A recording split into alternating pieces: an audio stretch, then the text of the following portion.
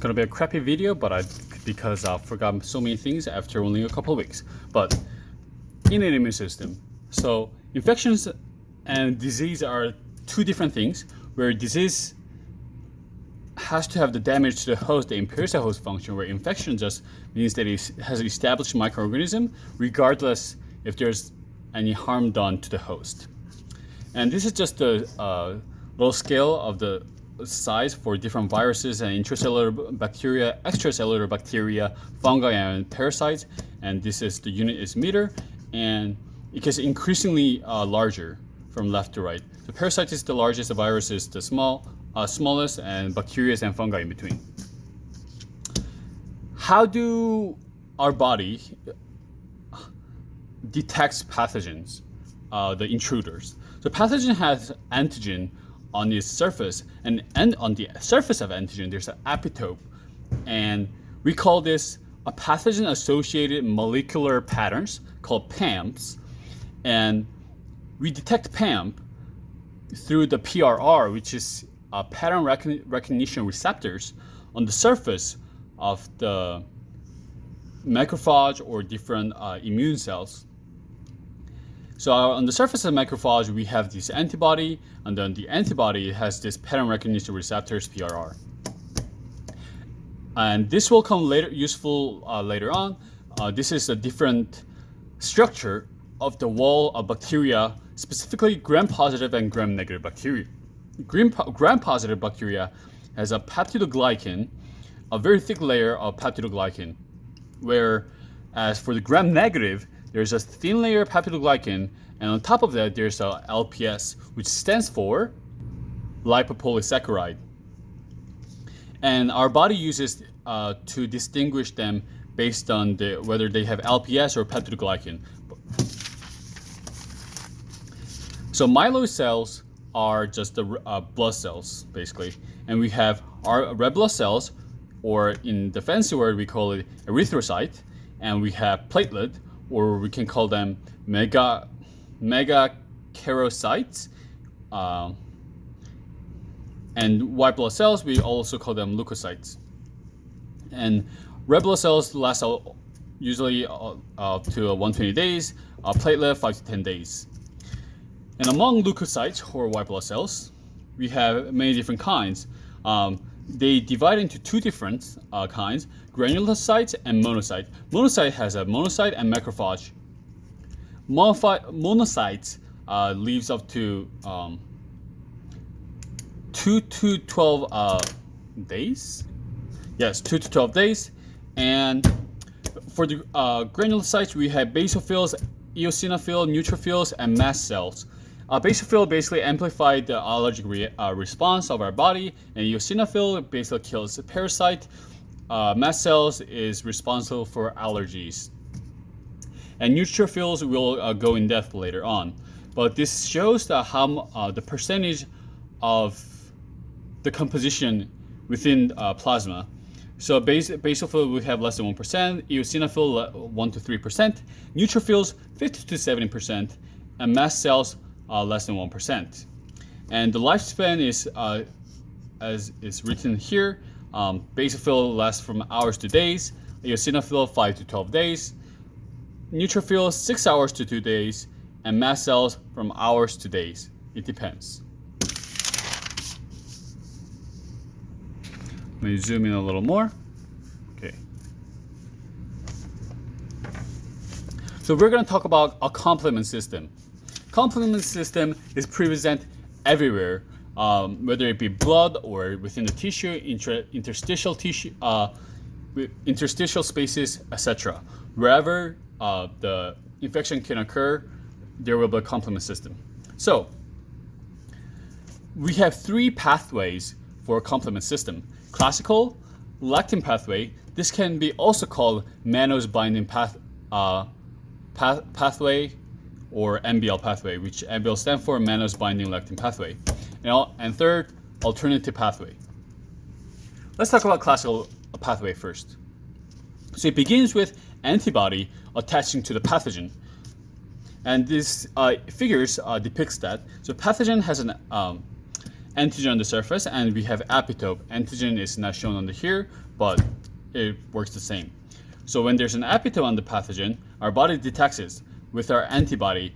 Here, this antibody could be IgG antibody or IgM antibody. Here, Ig is immunoglobulin. And once this IgG or IgM antibody detects it, C1, which is a complement protein, so complement protein C1 binds with this antibody over here. And once it's bind, this, complement protein 4, so C4, which is a membrane bound, and forms ester bond with the C1. After that, C2 comes along and binds with this C4, and then C3 and C5. So that's the gist of it. So how it exactly happen is that once we have C4, C1 and C4, and only the C4 will split it into C4a and C4b. C4a leaves, and only C4b binds to the surface. And C4b to C4b, C2 comes along, and only C2a binds to the C4b, forming this C4b C2a complex, which we'll call a C3 convertase, because C3 is a really important step. By the way, it's good to know that, so if we have C4, for example, this big part is going to be C4b, and this small part is going to be C4a. And the C4a leaves. So B is for big. And it applies to the other different protein as well in terms of size. And once you have this C3 convertase, we'll have, and if C3 binds to this C3 convertase, we'll have C4b, C2a, C3b complex, and this is called C5 convertase, and because this converts C5 into C5, cleave the C5 into C5a and C5b, and they'll play its part later. Actually, let's go into it right now. So once we have C3, what happens is that the C3a and C5a, they leaves out to the somewhere, other spaces. It helps to recruit other inflammatory responses. So that's what the C3a and C5a does. And C3b that we make, so this C3 convertase cleave the C3 into C3a and C3b. The other part of C3, which is C3b, helps the opsonization process, or drives the opsonization process. What is opsonization? Well, bacteria, if we have a bacteria over here, it basically, let's assume that the sphere is a C3b, covers the bacteria. And a good analogy is a butter on the bread. If you put butter on the bread, it's easier to tell where it is by smelling it. It makes it more tasty to eat it, and it's easier to eat. And macrophage will then come in, and because macrophage has a C3b receptor on the surface, and it will find it and help eat those bacteria. So it's easy to identify and easier to eat, because actually bacteria sometimes have a rather slippery surface, so it's harder for macrophage to catch. So opsonization actually helps by in a way providing a little grippy handles to the surface of bacteria as well. And so this MEC stands for membrane attack complex. What this does is basically it literally punctures a hole on the surface of the bacteria and making it bleed to death, basically. And how it forms is that once we have C5b on the surface of the bacteria, then we'll recruit C6, C7, C8, C9, and make it into this like a cylinder, form a cylinder that goes on the surface of the bacteria that will make it bleed to death. and it works by destroying the osmotic integrity of bacteria. So now that we know why the C3 and C5 is so important, we'll go back to different pathways. So lectin pathway, or mannose binding lectin pathway, begins by the PAMP recognition by lectins. PAMP here is a pattern, or was it pathogen associated molecular patterns? Okay, coming back. Oh, should I? Yep. So bacteria has a polysaccharide antigen. So we have this gram-negative.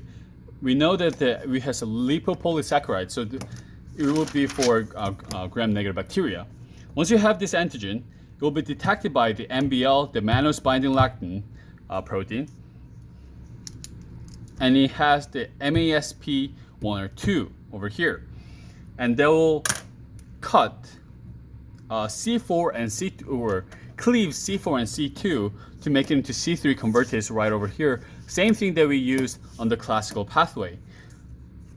So it doesn't involve C1, but it's just goes straight into C4 and C2 to make C3 convertase. And we go back here, and the same thing, it can recruit inflammatory responses, or opsonization, or form membrane attack complex. Third one is the alternative pathway, where it begins by spontaneous direct binding of C3b on the pathogen. So we have C3b on our blood, for example, and the C3 is currently bind with H2O, with water, and the vector B comes in to make it into C3H2OB, and this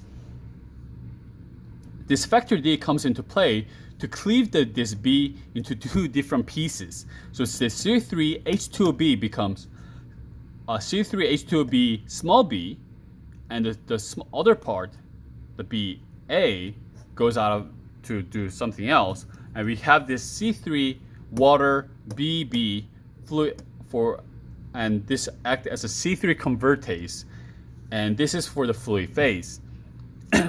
For the membrane bound, for example, this is just happening while it's floating around, and this is happening on the membrane of the bacteria. So we have C3, and it splits into a C3b randomly. And once it does, our factor B comes into play as well, and we make a C3b, and the factor D cleaves this B into C3b, BB, small b, and it will be on the membrane bound. And we now have C3 convertase that will go through a similar process of cleaving C3 into C3A and C3B, and further it could bind with C3 to form a C5 convertase, and C5 convertase cleaves the C5 into C5B, where C5B helps to form membrane attack complex on the surface of bacteria to puncture a hole on bacteria and making it die, basically. So that's the gist of the complement system.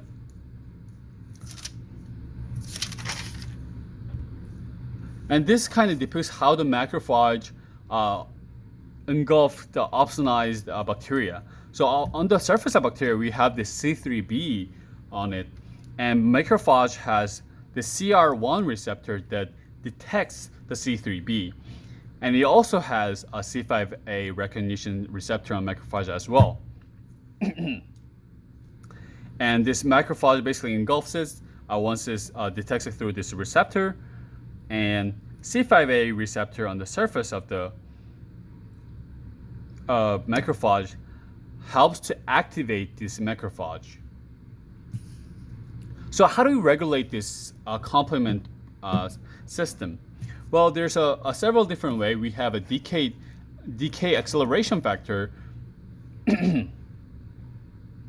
of this DAF or CD55, CR1, CD35, ALT, C3BBB, and carboxyl peptide C3A and C5A. For protein, CD59, and this works for to regulate membrane attack complex, and by blocking C9 from C8.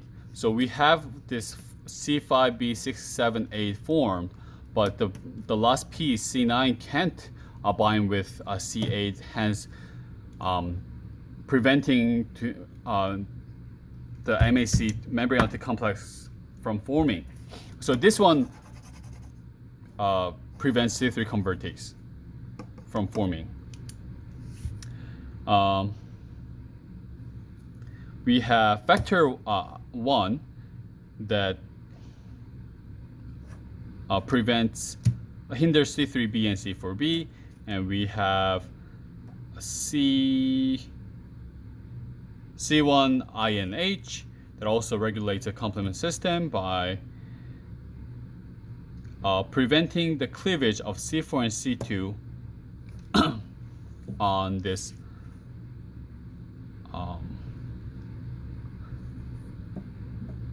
this thing C1, so it must be this classical pathway. So it deters the classical pathway. Okay, done with first stage. Macrophage, which is also denoted as this symbol. On the surface of macrophage, there's plenty of receptors. We see B-glucan, mannose receptor, dactymal complement, FC, scavenger, and lipid CD36 that helps to yeah.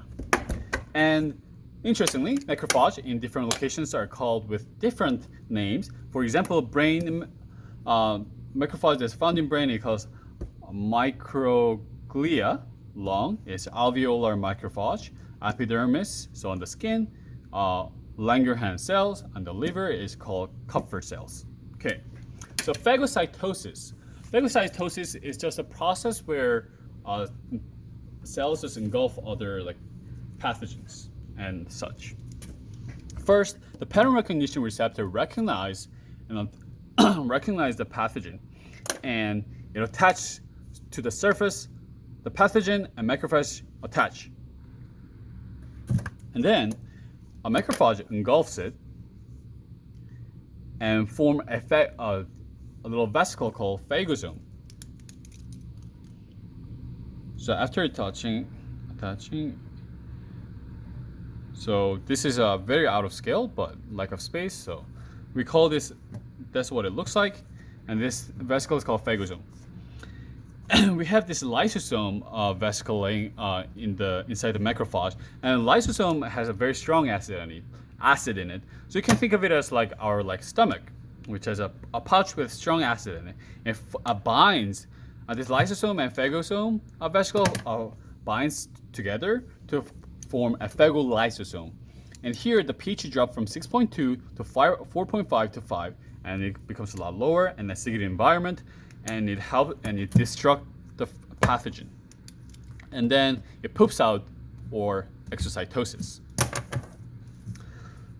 This is called respiratory burst or oxidative burst, and this is the mechanism that's happening within the phagocytosis.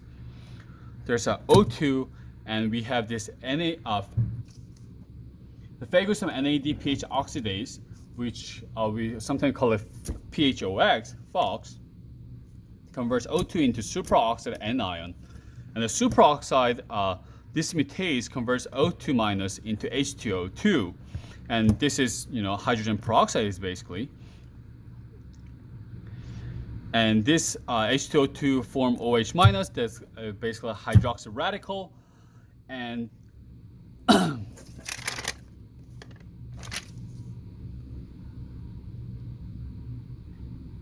myeloperoxidase,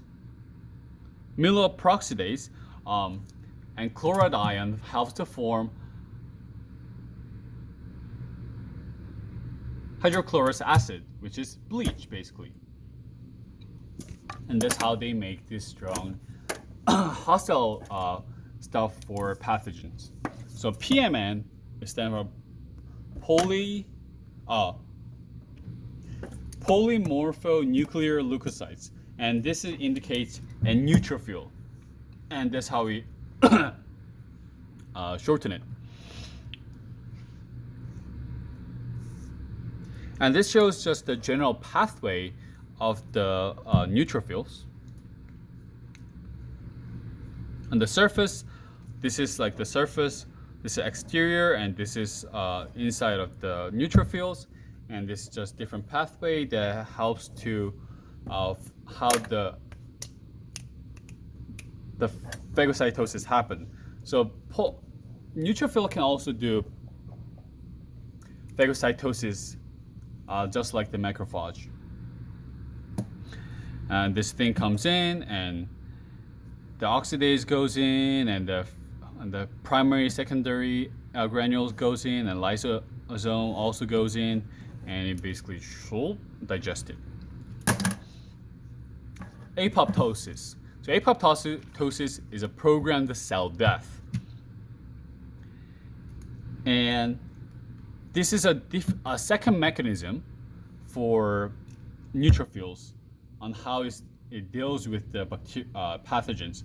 So for example, if you have something that's too big to consume it, for example, like a parasite, which is really big compared to different bacterias, you can't engulf it anymore. So it goes through a process called netosis, which is apoptosis for a neutrophil. It sacrifices itself to to neutralize the enemy. And the general process, so PHOX, so phagosome NADPH oxidase, is induced because the pattern recognition receptor recognizes there's a pathogen that's too big to handle.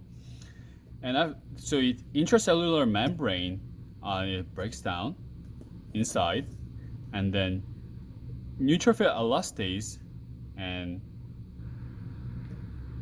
MPO, which is a myoperoxidase, modifies the histones, and chromatin start to decondense. So it's literal DNA. So histone is a little like a coil that helps to organize the DNA, right?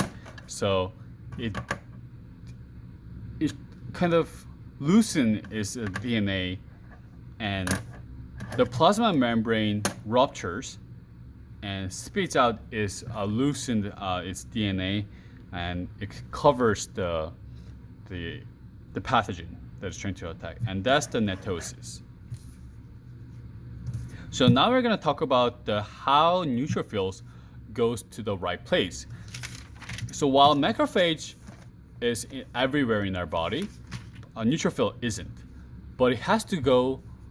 So we can't have police everywhere, right, on the city, but we can really have like a whole army base everywhere in our body, right, in our city, right? So we have army base somewhere, but when something really serious happens and police will alert the army, hey, we need help, the army will go to the wherever it's necessary that it needs to go. So how does neutrophil goes to the right place? Well, first, neutrophil is flowing through the blood vessels. That's how it goes, kind of like how we use interstate to go to long distance. And on the surface of the neutrophil, we have this called Cielo-Lewis X, and we have this different thing called LFA1 and CXCL8R. And it's like basically rolls to the surface of the blood vessel where it needs to go, and then the surface of the blood vessel where it needs to go will have E-selectin, P and P-selectin, and it will also have chemokine called CXCL8. So this CXCL8 receptor will bind to this chemokine, as you can tell, and we have this thing called ICAM1 protein as well. And once it touches it, the first thing that this will touch, or this neutrophil will touch on the surface of the blood vessel, is P-selectin and E-selectin. But P-selectin and E-selectin itself is not a really strong bond. So afterward, it will bind with ICAM, so ICAM1 binds with this LFA alpha L beta 2, and it will also bind with CR3 alpha M beta 2, and ICAM2, which is not shown here, will bind with CD11A and CD18 on the surface of the neutrophil. And once it's bind tightly, this is blood vessel, this is neutrophil, will follow the gradient of chemokine. So the more chemokine CXCL8 there is, it will go to that direction. Just like how we smell the molecules, the scent molecules of delicious food like bread, and we can kind of navigate where the source is. Navigate ourselves to the source, right? By the concentration gradient, where if the smell is getting stronger, we'll go to that direction, right? So it's the exact same mechanism. Okay. So when the pathogen comes in, macrophage will, as a sensor and effector, it can just kill it right then and there, which will be the response, or it can release IL-8, which is an interleukin-8. It's a first-order cytokine, and it will bring the neutrophil. In this case, it will be the effector, and this can kill.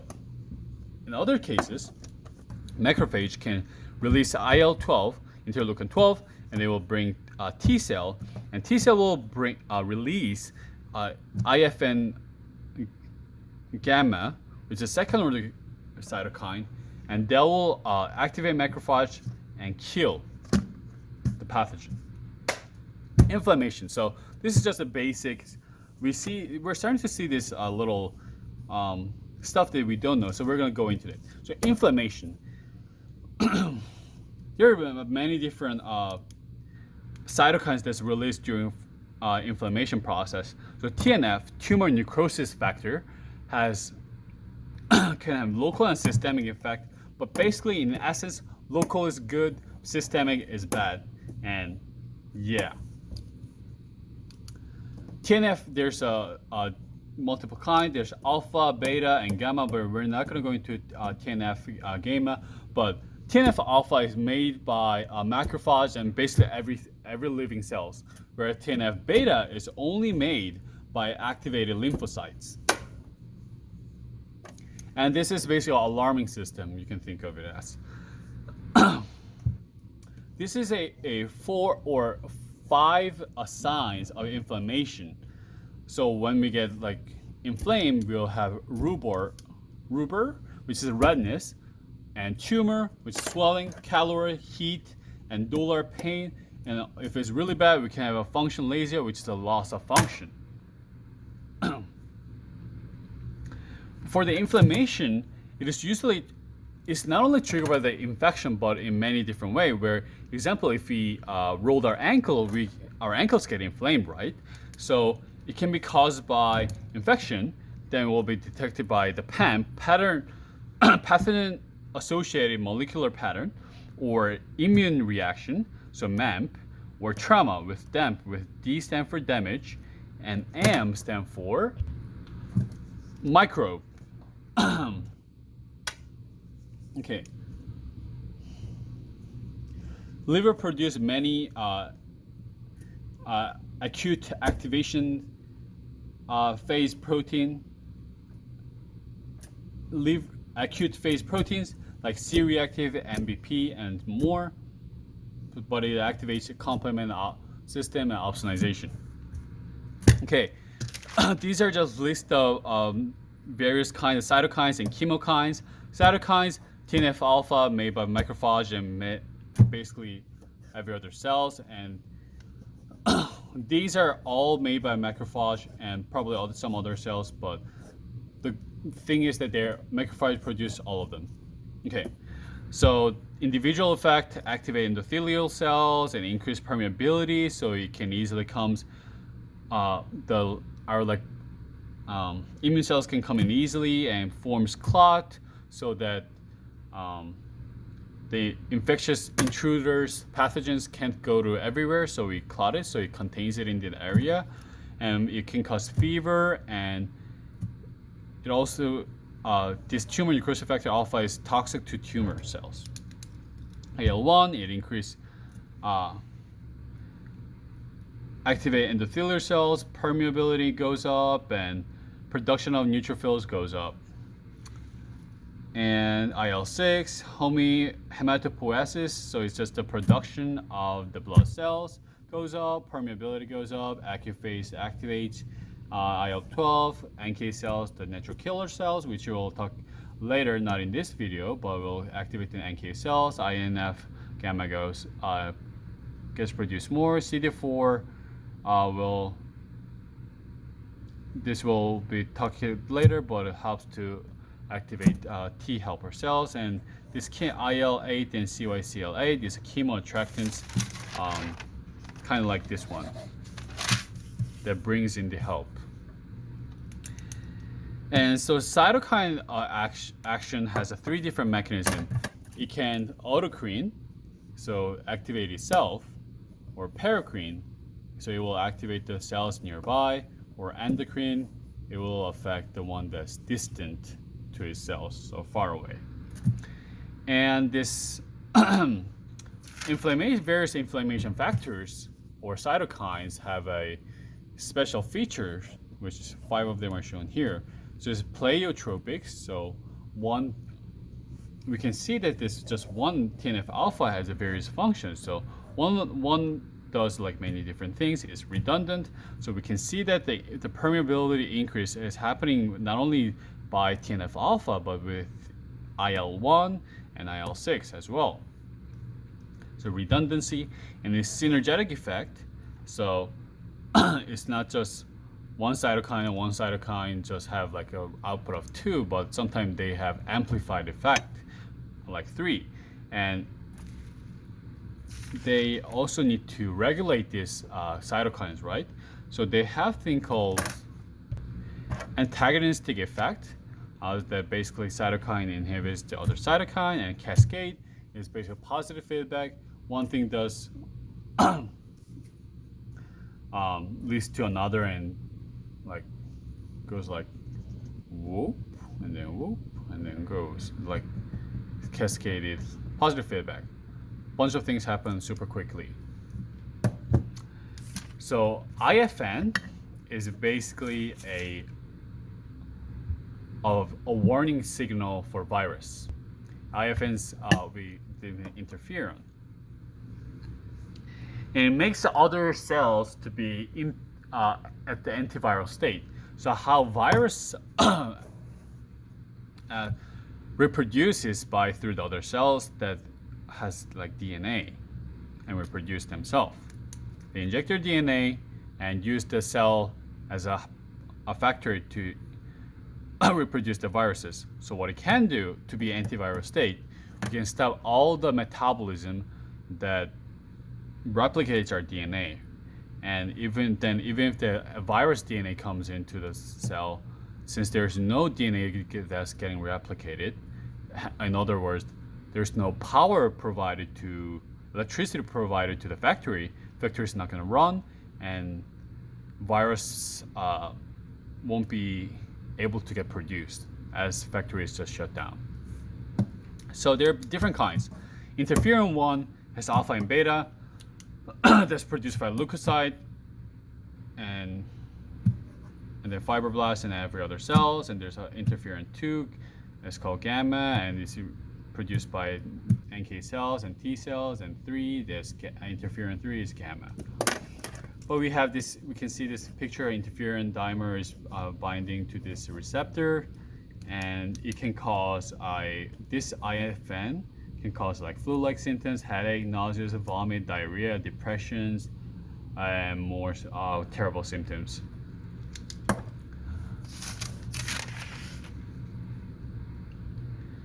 So transcription of IFN stimulated gene. So what it can goes to like protein kinase and inhibit the translations. So translation is from mRNA to protein, right? So if we stop that, then there's no virus getting produced. And this 2,5-oligosynthetase cause mRNA degradation. So even if there's a virus, mRNA with a virus RNA in it, it will just get disappeared. So MX proteins inhibits virus transcriptions. So transcription, DNA to RNA, right? And this IFIT also inhibits the translation, so similar to protein kinase. So almost there, almost there. So we have also a thing called a toll-like receptor on the surface of the cell, and we have a total of like 13. I think this is for like mouse, and we only have like 10, but we only talk about 9 because we don't know what TLR10 exactly does. But so TLR is, some of them are on the surface, some of them are on the internal surfaces of the like organelles. So obviously, so if it's on the outside, it is to detect what's on the outside, so extracellular bacteria, right? And for virus, well, virus doesn't goes inside of the cell, while bacteria doesn't. So if you're trying to detect viruses, we need to have the detector inside, right? So the one that detects virus are in the inside, whereas the one that's detecting bacteria is on the surface, the membrane. So TLR1, 2. So it's a combination of 1 and 2 over here. So it's different, two different type of TLR toll-like receptor 1 and 2 works together to to recognize lipopeptide. And PM represent here plasma membrane. So one with this PM sign shows that it's to detect the bacteria. It is on the surface membrane of the plasma. And so 2 and 6, same thing. So instead of 1, it would be like 6 over here. It detects fungi and gram-positive and bacteria. And 3, which is on the inside of the surface, inside, and it detects double-stranded RNA virus. And 4, lipopolysaccharides, so gram-negative. It also detects gram-positive and lipotachyoic acid on the surface. And 5 is flagellants like of bacteria, because you know some bacteria is like this like tail moving flagella. So that 7 single-stranded RNA, 8 viruses, and 9 DNA unmethylated CpG, bacteria and herpesviruses, and etc. And this is just the general pathways of the toll-like receptor pathway. And it goes at MyD8, IRAK1, IRAK4, and TRF8, and this IRAK1 goes there, and protein kinase happens, and with this TAK1, and it gets activated, and it goes activate IKK and MAP kinase. We will call it MAPK, and this IKK causes this INF KB to go inside the DNA.